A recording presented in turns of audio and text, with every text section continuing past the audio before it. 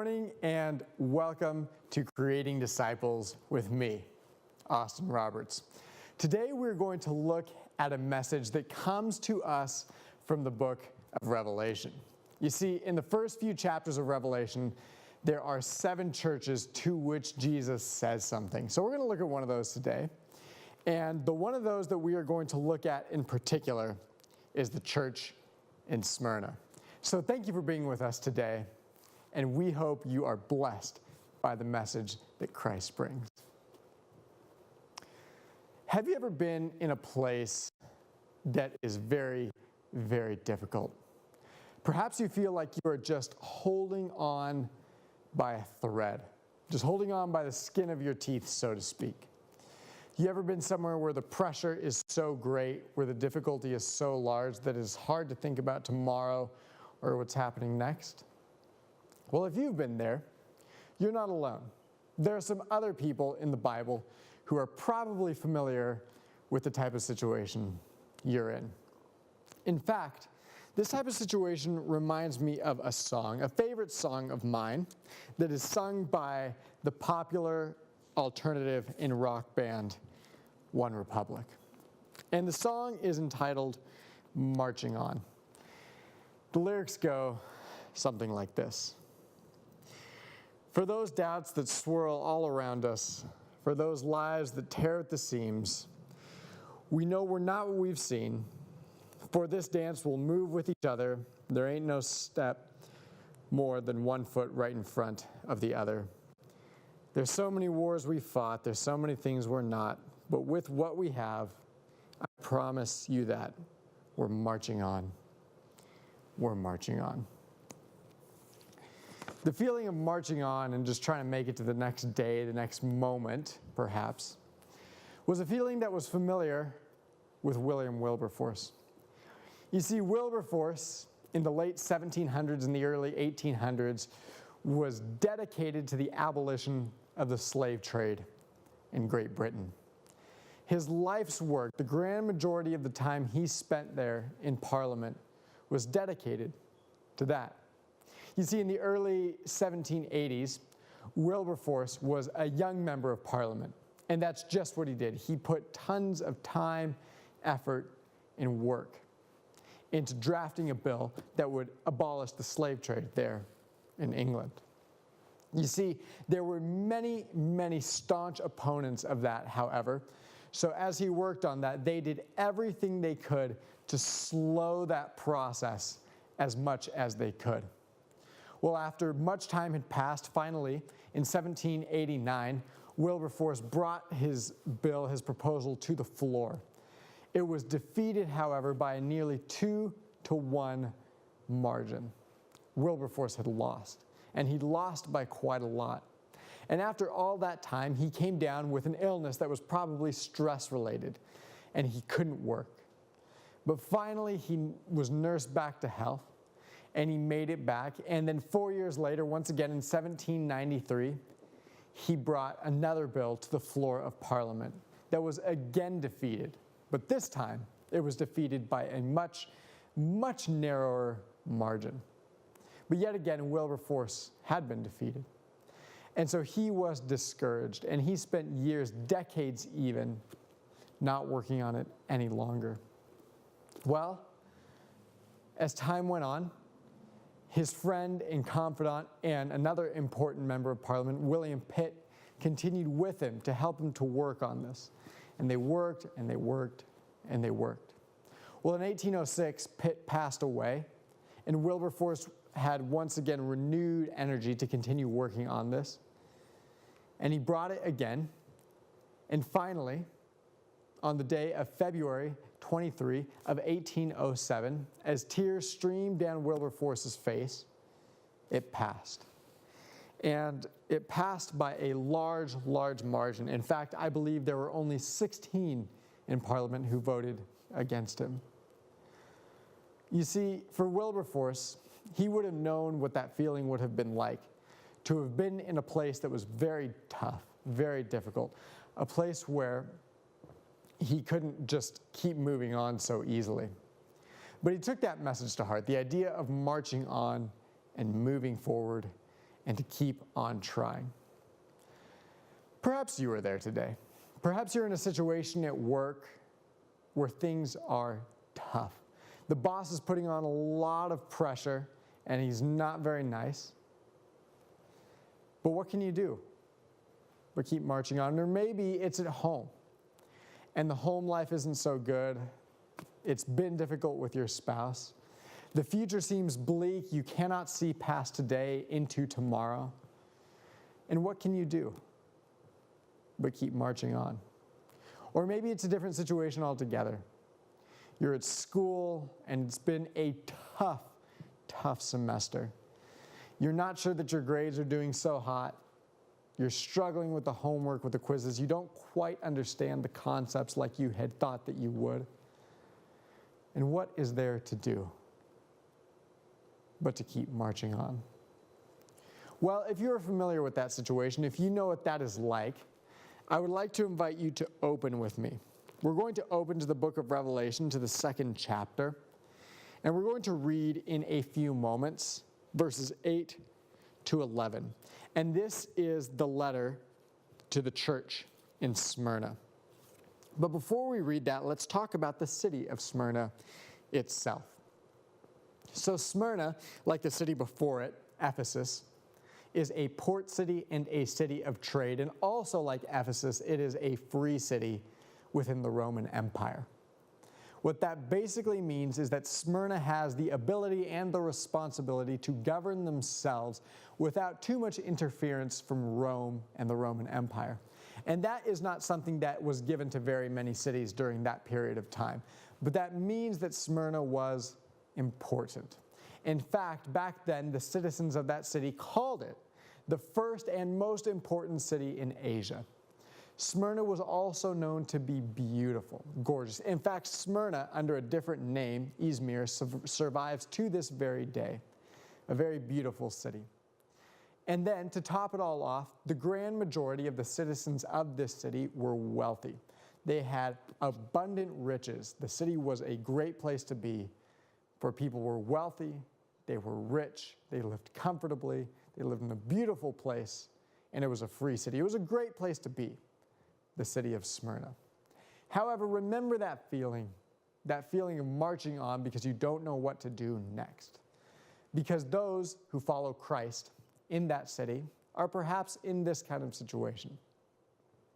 Well, before much any longer, let's read. Let's read what Jesus says to this city. So beginning in Revelation 2, chapter 8, the text says this. To the angel of the church in Smyrna write, these are the words of him who is the first and the last, who died and came to life again. I know your afflictions and your poverty, yet you are rich. I know about the slander of those who say they are Jews and are not, but are a synagogue of Satan. Do not be afraid of what you are about to suffer. I tell you, the devil will put some of you in prison to test you, and you will suffer persecution for 10 days. Be faithful even to the point of death, and I will give you life as your victor's crown. Whoever has ears, let them hear what the Spirit says to the churches. The one who is victorious will not be hurt at all by the second death. So we have some interesting things here in this letter to the city of Smyrna. They are clearly persecuted a great deal. And not only are they are persecuted in some very specific and difficult ways. In fact, there are 4 ways in which they are persecuted that we're going to talk about in the following few minutes, and they're important, so pay attention to these.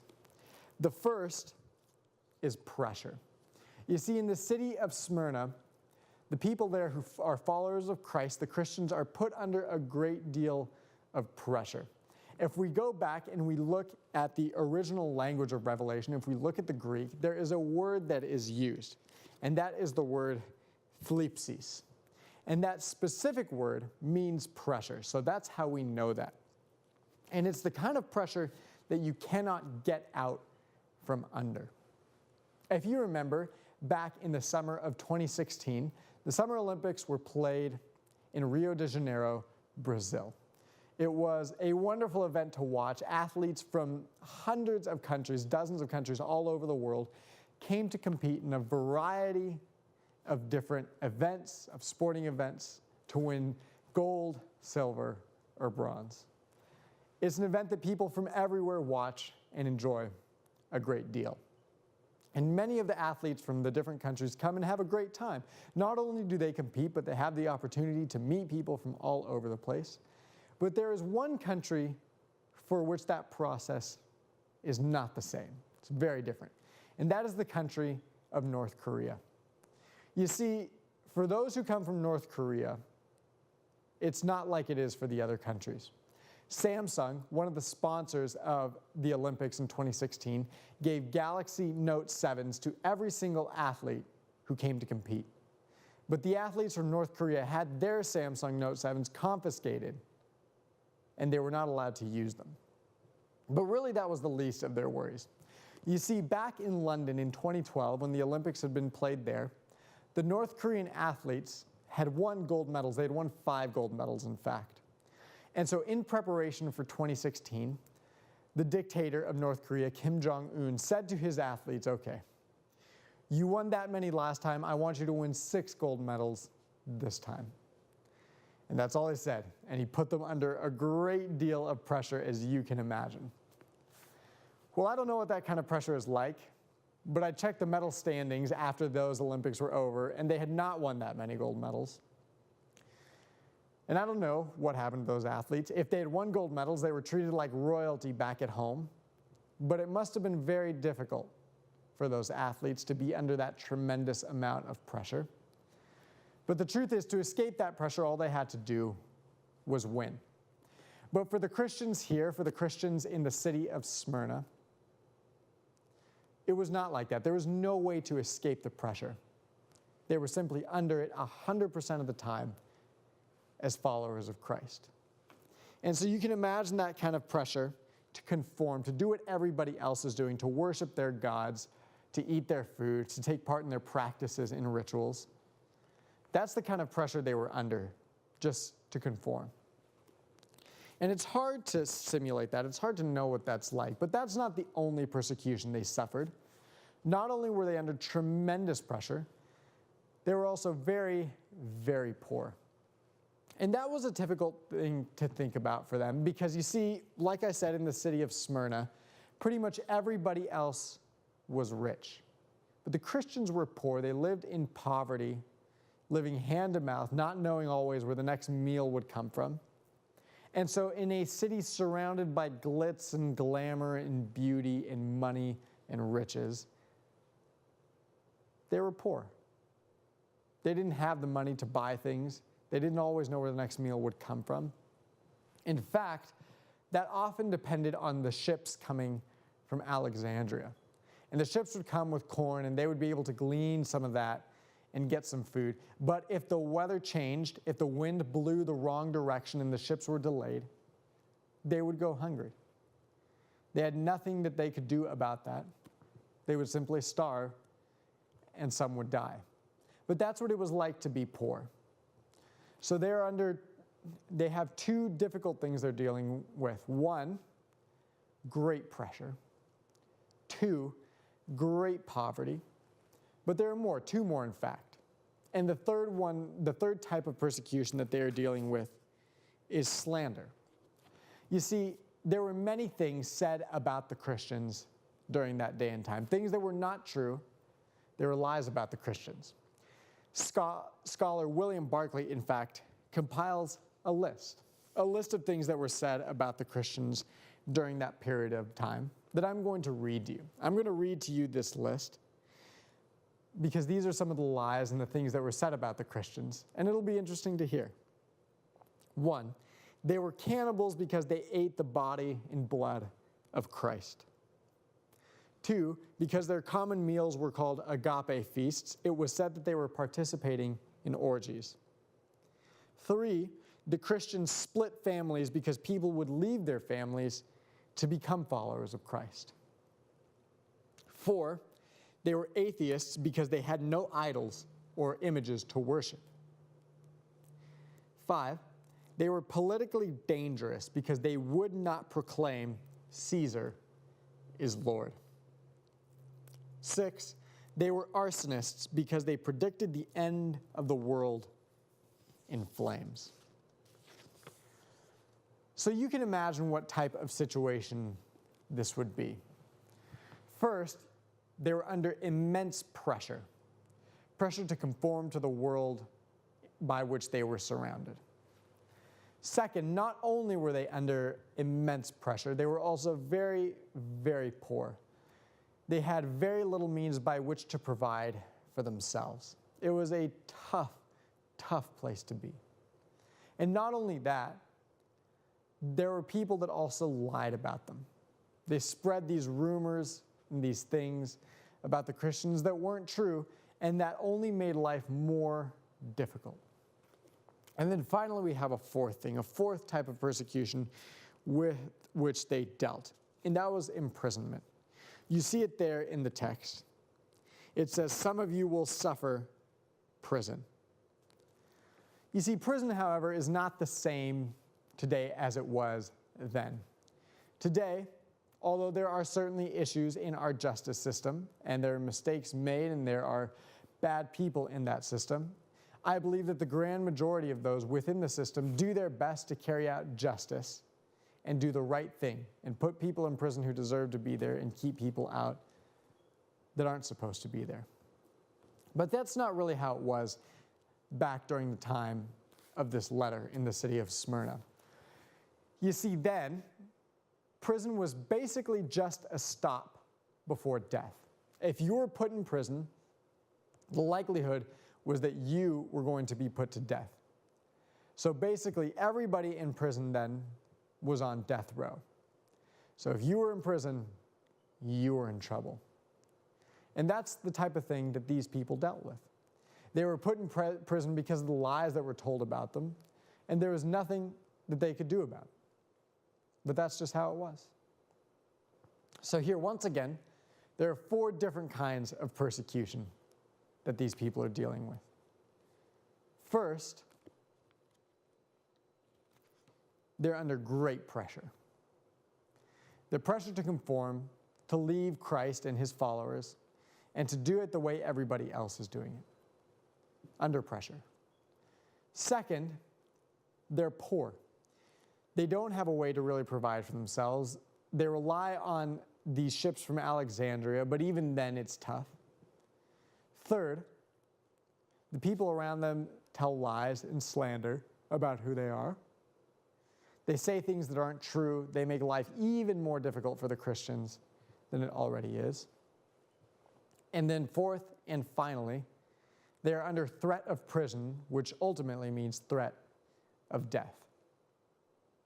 So think about it, if you will, with me for a few seconds. Imagine yourself in that scenario. Imagine yourself standing there and you have all these different persecutions with which you are dealing. You can imagine that tomorrow would look bleak. There is nothing to look forward to. It is a dark and dangerous world in which you live. But that's your life. And that's the life you live. But let's return to the letter once more. And you're going to notice something interesting with me here. You see, in this letter to the people of the church in Smyrna, there is something that is missing.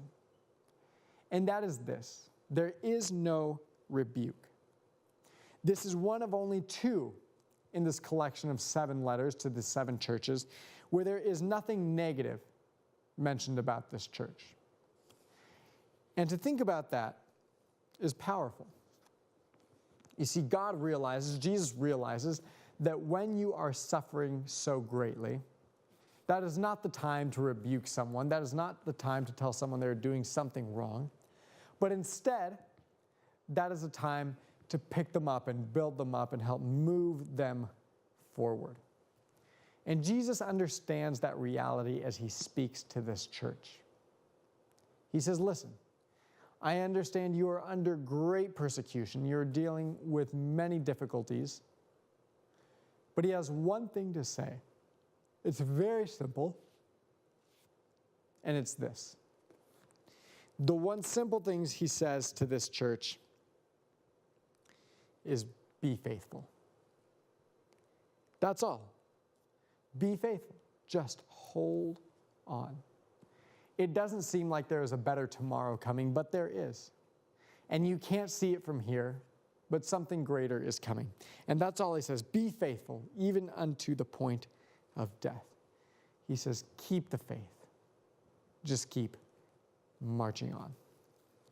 And so for this people, for these who are in the city of Smyrna, that's all he says. And he says that because of his power and authority. You see, you'll notice there at the very beginning of this letter, he gives himself kind of some credentials. He says, these are the words of him who is the first and the last, who died and came to life again. He says, I am the first and the last. I have the power and the authority to say these things to you. And not only that, he continues, I know your afflictions and your poverty. Jesus has walked that walk. He has been where they have been, and he knows what it is like to suffer and to deal with persecution and to die. So when he talks to this church, he doesn't just say it from a place up above in heaven that they can't even begin to imagine or understand. But he says, listen. He says, I have been where you have been. I have walked that path. I have been on that road. And it is not easy. It is difficult. It is hard. And there's no simple way to put that. But I've been there. And so, Jesus says, because I've been there, because I've walked that path, I've been on that road, I have died, in fact, and come back to life, I know what it is like for you to suffer and to die. So because I have been there, he says, I have the power and the authority to say to you to just be faithful, to just keep marching on forward. Because one day, even though it might not feel like it, I'm coming back for you. I've been on the path. I've been on the road.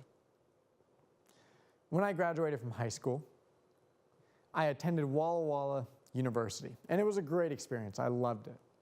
But the thing was that the grand majority of the people with whom I had gone to high school didn't go to Walla Walla. They went to Pacific Union College or La Sierra University or elsewhere. So when I got there, I knew very, very few people. In fact, the only person that I knew well was my friend and roommate, John. And he and I had gone there. We decided to go to Walla Walla, and we were having a good time. But we didn't know very many people. We were making new friends, meeting new people, having a good time. But we met this one person, this one guy. His name was Christian. And Christian was interesting. You see, he had already graduated from Walla Walla and then gone on to Duke and done postgraduate work there and gotten a degree. Christian was older than we were, and he was already living his life and his career and doing his own thing. But he befriended us. And we didn't really understand why. And to this day, the truth is, we had nothing to offer him. We were young, we were freshmen, we were kids, we were 18 years old, and Christian was older than we were. But he befriended us anyway. Now I remember that he would invite us, along with some others, over to his house to have a good time, to eat and commune together and make new friends. And he didn't have to do it. There was no one telling him to do this, no command, no imperative. But he did it anyway. And the thing was, we appreciated that very, very deeply, because Christian had been where we were. He had been through college, through school, had been through the classes, had gotten his degree. He had walked the path, he'd been down the road. And so as he befriended us, he gave us advice and pointers and tips.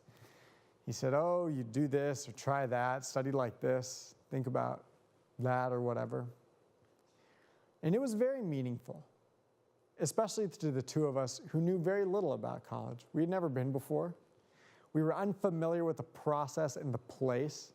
It was a long way from home. We knew very few people. And although we had a good time, it was lonely sometimes. We weren't close to our families. We weren't close to the friends that we'd had. But Christian was there. And he became our friend. And he pointed us down the right path. And he said, I'd been there before. And for that, we were deeply, deeply grateful. And you see, that's exactly what Jesus says to this church. He says, I've been down that path. It's not easy. There are great perils to the right and to the left, in front of you and behind you. You will suffer. You may even die. And he has these 4 persecutions that he talks about. He says, you're under great, great pressure to conform, to do what everyone else is doing, to leave your God and your people and just become another regular person. You're also very poor. You have no money, and you rely on things that are out of your control, and that is difficult.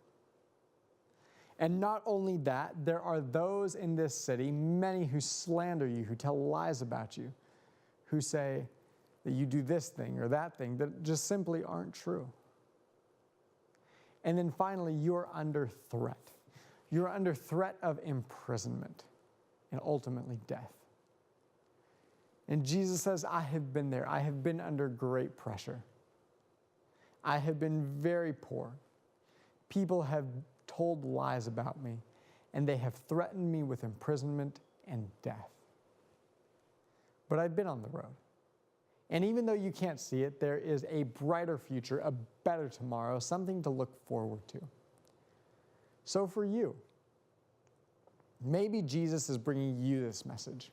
Maybe you're in a place where you are struggling, whether it is at home, at work, at school, somewhere else in your personal life. Something that is difficult to deal with, where you cannot see tomorrow, where you cannot tell the future. But Jesus is reaching out, and he is saying, listen, I have been where you are, so take courage, keep the faith, and just keep marching on. I am waiting for you. Thank you so much for joining us today on Creating Disciples as we unpack this message to the church in Smyrna. May God be with you and may he bless you despite the great difficulties that you may be suffering today. He is coming and he is coming soon. Amen.